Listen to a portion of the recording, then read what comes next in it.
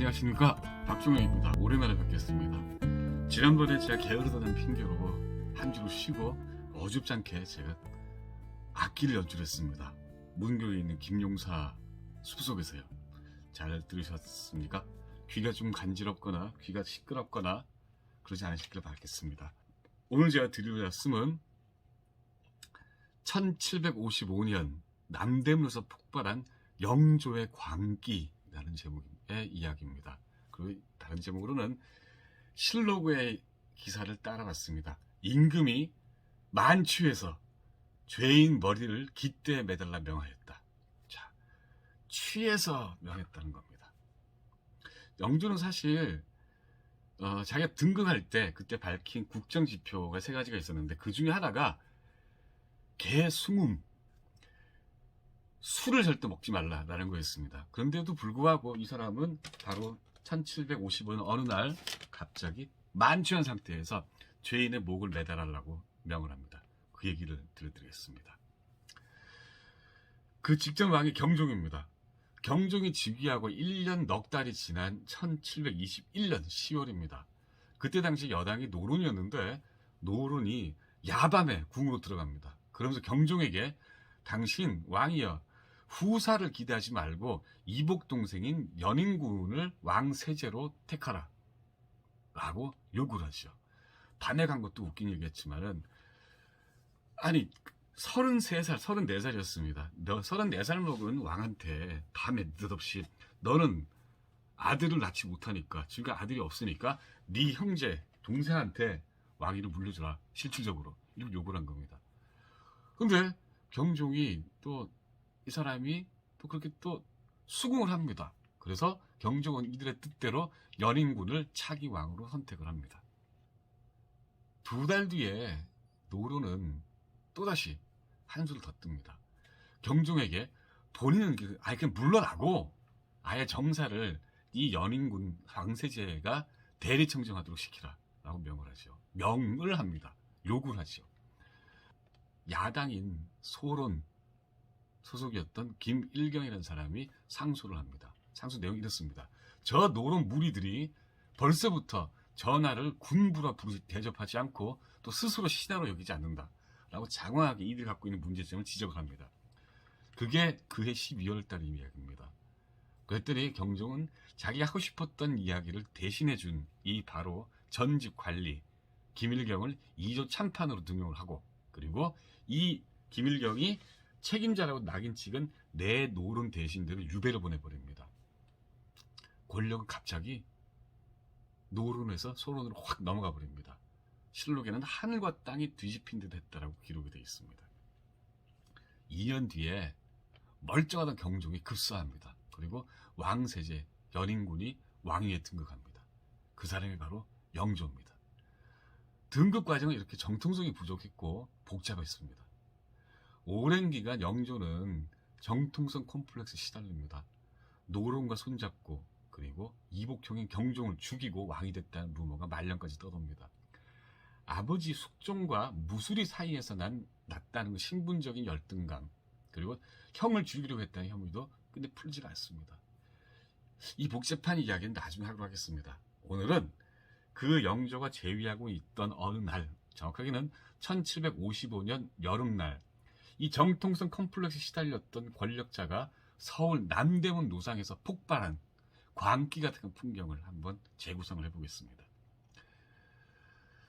영조가 왕위에 오르고 이 왕위의 의문을 품은 수많은 무리들이 그 의문을 풀기 위해서 실천을 합니다. 조정을 비난하는 괴서, 그러니까 대자보죠. 사건이 참 많았습니다. 그리고 등극 4년째인 1728년에는 영남의 남인들이 주축이 된 이인자의 난, 그가 무신전이었기 때문에 무신난이라고도 합니다. 이게 군사력으로 정권을 바꾸려는 쿠데타이자 혁명이 됐습니다. 결국 실패했습니다. 진압이 됐죠.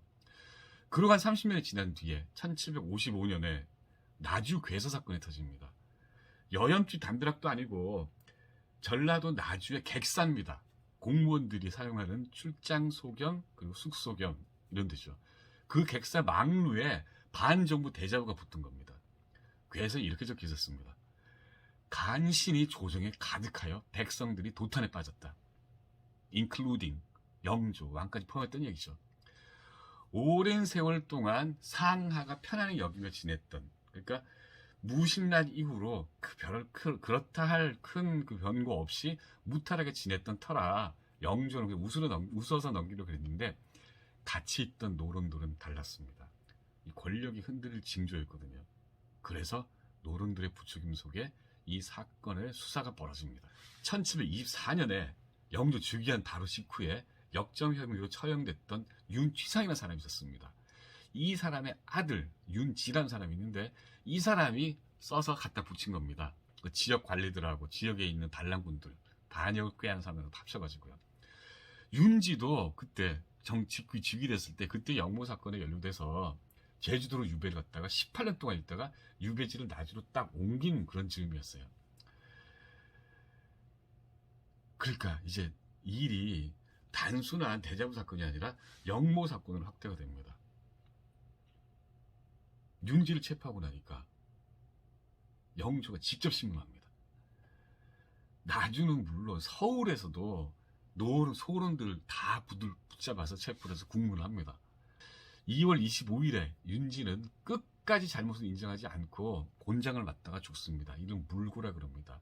그러니까 판결 나기 전에 형을 집행하지도 않고 그리고 조사를 하는 도중에 죽었다는 날을 물고됐다라고 합니다. 물고됐습니다. 그 3월 8일에 영조가 창경궁에서 강화를 타고 남대문 밖에 있는 청파교까지 나가서 이 윤지 아들 윤광철을 목을 베게 시킵니다. 자기가 그걸 참관합니다. 그리고 잘린 목과 아마 팔다리로 잘랐던 모양이에요. 이 지각이라 그러는데 팔다리까지 거리에 걸라고 명을 합니다. 그러니까 윤취상, 윤지, 그리고 윤광철 3대가 끔찍하게 멸문당합니다. 그리고 2달 뒤에 영조는 역적 토벌을 기념하는 특별 과거 토역 정시를 실시합니다. 특별 시험이죠. 채점을 영조 직접 했습니다. 그래서 급제자를 10명을 뽑습니다. 그런데 그 중에 답안지 하나가 문제였습니다. 이 답안지를 똘똘 망글딱 영조가 읽어보는데 갑자기 영조가 다 읽지도 못하고 눈물을 펑펑 흘리는 겁니다. 2달 전에 괴수 사건을 처리할 때 보였던, 아까 조금 말씀드렸던 남둔에 가서 처형식을 참관했던 그때 얼핏 보였던 그 광기의 서막이었습니다. 제출한 답안지를 영조가 뜯어보는데 답안지 하나는 그 아래쪽에 실록이 이렇게 되어 있어요. 파리 머리말한 글씨로 난언패설, 그러니까 사리에 어긋나게 정치를 비난하는 글이 가득 적혀 있었습니다. 붓으로 썼으니까 굉장히 파리 머리는 요만한 거 아닙니까? 그러니까 빽빽하게 정부를 비난하는 글이 고시 답안지에 적혀 있는 거예요. 떨어져 있는 종이 한 장을 또 주셨습니다. 근데 종이를 줘서 그걸 받쳤는데 거기에는 또 음참한 글이 가득해서 왕이 똑바로 쳐다보지도 못할 뿐 아니라 마음까지 땅에 떨어질 듯 했고 눈물을 뚝뚝 흘리는 왕을 바라보며 신하들 또한 분통이 터져서 죽을 지경이었다 라고 기록이 되어 있습니다. 왕실의 금기사항인 역대 왕들의 이름까지 그걸 휘라 그럽니다. 그게 다 적혀 있는 거예요. 절대 건드리면 안 되는 그 이름들이. 그러니까 왕은 분기탱천하고 신하들도 죽을 지경이었죠. 그래서 이거를 사실 조사를 해보니까 이 답안지와 이 종이의 주인공이 바로 1728년 무신란 때 그때 처형당했던 심성년이라는 역적의 동생 심정연이 쓴 거였습니다. 난을 평정한 27년 지났는데 그 무탈하게 지났는데 그 더군다나 이 막 발생했다가 결국 진압된 괴서 사건이 아주 자연스럽게 완료된 것을 경축하는 그런 과거 시험장에서 또 다음 날과 그 다음 날에 영조가 직접 이 심정연을 신문을 합니다. 심정이 이렇게 말합니다. 그래서 다 데리고 다 얘기를 해요. 내 일생 동안 가진 생각이기에 시험장에 들어오기 전에 이미 써둔 글이다. 여하간 왕에게 음흉한 말을 했으니 내 흉한 마음이 탄로났구나. 그래서 이 심정연 또한 남대문 밖에 있는 청파교에서 똑같은 방법으로 복주됐습니다. 복주는 역적 혐의를 쓴 역적죄가 인정된 사람들을 처형하는 걸 복주라고 합니다. 죽기 전에 심정연은 공모자들 자백을 했습니다. 그 가운데 이 나주 괴서 사건 주모자 윤지의 사촌 윤혜라는 사람이 끼어 있었습니다. 괴서 사건을 마무리하는 그 경축 파티에 바로 그 괴서 사건의 범인 무리가 끼어 있는 거예요. 이제 영조는 완전히 뚜껑이 열려버립니다. 역적들을 향해서 지옥문을 열어버립니다. 창경궁에 그때 영조 살고 있었는데 선인문 남쪽에 권례각사 가운데 내복시라는 곳이 있습니다. 마구와 말들을 관리하는 곳입니다. 거기 마당이 죄인들을 신문하는 장소입니다. 거기에 윤희가 끌려왔습니다. 체포와 함께 문서를 압수해 왔는데 이 문서에도 또 역대 왕들의 이름이 줄줄이 적혀 있는 겁니다. 내 아들 이름 지을 때 참고라고 썼나이다. 그러니까 모욕할 생각이 전혀 없었다 이거죠. 진노한 영조가 붉은 방망이 주장이라 그럽니다. 주장으로 매우 치라고 명을 합니다. 윤희는 혀를 깨물고 묵비권 행세했습니다. 그 모습을 지켜보던 궁궐의 원로, 노련 원로 김제로라는 사람이 영조를 이렇게 말립니다. 전하께서 매양 급하시기에 실정을 알아내지 못하십니다. 그랬더니 영조는 화가 났기 때문에 더 이상 들리는 것도 없었어요. 귀관이 다쳤습니다. 영조가 소리를 빽 질러버립니다. 급하게 해도 실토하지 않는데 느슨하게 하면 실토하겠는가? 이제 영조의 급함과 반이성, 상실된 이성이 이제 그 다음부터는 아주 황당한 행동으로 나타납니다.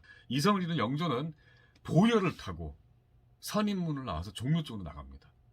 보여는 앞뒤로 사람이 끌고 가는 조그만 가마입니다. 왕이 타는 가마를 여라 그럽니다. 아니 연이라 그럽니다. 그런데 이 보여는 일반 평민들도 타는, 노인들이 좀 힘이 없는 사람들이 타는 그런 가마입니다. 얼마나 급하면 그걸 타겠습니까? 영조는 자주 이걸 탑니다. 급했으니까요. 종로에서 갑자기 가마에서 내리더니 땅에 쓰러져 엎어지고 웁니다. 울면서 이렇게 얘기를 하죠. 내 부덕함이 종로에 욕을 보였으니 내 어찌 살겠는가 라고요. 그리고 다시 울음을 멈추고 보요에 타고 광통교로 갑니다. 종로로 올라가죠. 광통교에 갔더니 부로들, 늙은이들 나와서 이걸 구경을 하고 있었습니다. 보기 힘든 왕이 나왔으니까 소문을 듣고 다 와서 꽉 몰려있는 거죠. 그랬더니 영조가 이 보요를 멈추게 하고 이 부로들에게 이렇게 얘기를 합니다. 올해 내가 또 남대문에 가니 너희들 보기가 부끄러울 따름이다. 왜 부끄러울까요? 사람 죽이러 가는 거니까. 그리고 이 사람이 누구냐? 영목군이니까. 그게 자기한테는 너무 이 콤플렉스를 건드려졌다는 사실이 너무 참을 수가 없던 그런 치욕이었던 거죠. 남대문, 그게 바로 영조가 열어놓은 지옥문입니다. 이성을 되찾으라는 원로의 말도 들리지 않았습니다. 그리고 거기에 벌어진 풍경은 실록을 그대로 읽어봐도 끔찍합니다. 어디가 앞뒤가 맞지 않는 아주 모순된 풍경들이 펼쳐집니다. 읽어보겠습니다. 왕이 갑옷을 입고 숭례문 누각에 나아갔다. 대취타가 울려 퍼지는 가운데 왕이 문서를 누가 썼는가 하며 윤회를 고문했다. 윤회는 곧바로 심정인이 짓고 내가 썼다고 자백을 했다. 그러자 영조는 문무백관을 차례차례 기립하라고 명한 뒤 훈련대장 김상웅에게 윤회를 참수하고 그 목을 매달아 바치라고 명했다. 이 목을 매달아 바치는 행위를, 절차를 헌궤기라고 합니다. 옛날에 전쟁 때 포로를 참수를 해서 갇히는 그런 의식 같은 겁니다. 그 목을 기다리면서 왕이 또 웁니다. 영조는 참 자주 웁니다. 어떤 정치 기술인 것도 같습니다. 울면서 이렇게 말을 하죠. 이 어찌 내가 즐거이 하는 일이겠는가. 그랬더니 이거를 지켜보고 있던 영의적을 지냈던 원로 판부사 이종성이라는 사람이 왕을 뜯어 말립니다. 아니 하급 관리가 행해야 할 형 집행을 어찌 지존께서 하시나이까. 그랬더니 영조는 이것도 거꾸로 또 말꼬리를 잡아요. 상을 손으로 내리치면서 이렇게 고함을 지릅니다. 그대는 나를 하급 관리 취급하는 것인가. 그 자리에서 이 전직 영의정 이종성은 충주목으로 부처형, 그러니까 가족과 같이 할 수도 있는 유배형을 받았습니다. 그리고 이 헌궤기 늦어지니까 바로 헌궤를 담당하고 있던 훈련대장 김성웅을 곤장을 때리고 이 또한 면천, 충성도 면천으로 부처형을 내려버립니다. 실록에 이렇게 기록되어 있습니다. 이때 임금이 이미 크게 노한데다 또 아주 취해서 윤희의 묵을 깃대 끝에 매단 뒤 문무백관에게 여러 차례 조리를 돌렸다. 그리고 작은 천막에 들어가 취해 들어 누웠는데 물시계가 인정 밤 10시를 알 때에도 취타는 끊기지 않았다. 밤새도록 남대문 하늘 위로 취타 소리가 울려 퍼졌습니다. 왕은 날이 셀 무렵에야 천막에서 나와 취타를 그치게 하고 갑옷을 입은 채 궁으로 돌아갔다. 1755년 5월 6일 영조실록에 기록되어 있습니다. 윤회의 형제, 친형제와 그리고 사촌 형제도 이날 곤장을 맞다가 판결도 받지 못하고 죽습니다. 그 뒤로 그러니까 1755년 음력 5월 달에 영조실록의 제목만 봐도 끔찍합니다. 역적 소굴을 밝힐 일은 논하다. 복주되다. 효수하다. 목을 달았다는 얘기죠. 국문하다. 고문하다. 국문을 하고 효시를 하다. 형신하다. 또 고문을 해서 자백을 받다. 물고되다. 고문받다 죽다. 제목들이 끔찍합니다. 한 달 내내 이랬습니다. 역적 혐의로 처형하고 목을 베고 고문대중 죽고 목을 베서 내걸고 이때 굉장히 많은 소론들이 영모에 연루됐다는 혐의로 이런 실록 기사들이 주인공이 됐습니다. 소론은 이후로 제대로 권력을 회복하지 못합니다. 노론은 아주 오래도록 권력 중심을 벗어나지 않았습니다. 그리고 9달이 지납니다. 1756년 2월 15일입니다. 서인의 태두요. 그리고 노론과 소론을 갈라진 노론의 정신적인 영도자였던 송시열과 송중길이 문묘에 종사됩니다. 숙종일에 노론당의 최고 수건 사업이었던 송시열의 성인화 작업이 그제서 완성이 된 겁니다. 소론 사라지고 영조와 노론 정권이 정통성을 스스로 인정을 해버린 겁니다. 세월이 8년이 지납니다. 1764년 5월 15일에 영조가 소론 영수였던, 그러니까 그 당시에 이 송시열과 반목을 했던 소론 영수 박세채 또한 문무의 종사라고 명을 합니다. 어찌 보면은 영조가 주창했던 탕평책의 일환일 수도 있습니다. 노론과 소론을 한꺼번에 동시에 이렇게 균형 있게 평가하겠다 이런 얘기죠. 그런데 실록에 기록되어 있는 바에 따르면 그 명을 하기 전후의 대화나 문맥을 보면 조금 결이 다릅니다. 영조가 이런 신하한테 묻습니다. 송시열이 그 도통을, 그 법통을 소론 영수였던 박세채에게 부탁을 했던가? 뜬금없이 물어요. 그랬더니 예조판서 홍계희가 이렇게 답합니다.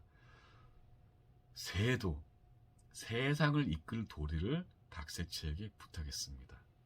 이 말을 듣고 영조는 박세채 또한 문묘의 종사라고 명했습니다. 이게 실록의 기록입니다. 평생 권력과 정통성 컴플렉스에 시달렸던 왕입니다. 탕평책을 주장했던 왕이었습니다. 그런데 그 왕이 그 컴플렉스를 벗어나게 해준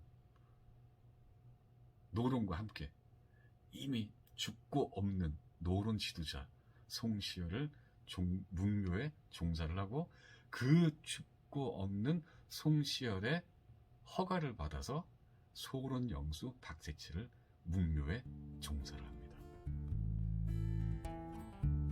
그게 1764년입니다. 그 이후에 어떻게 됐을까요?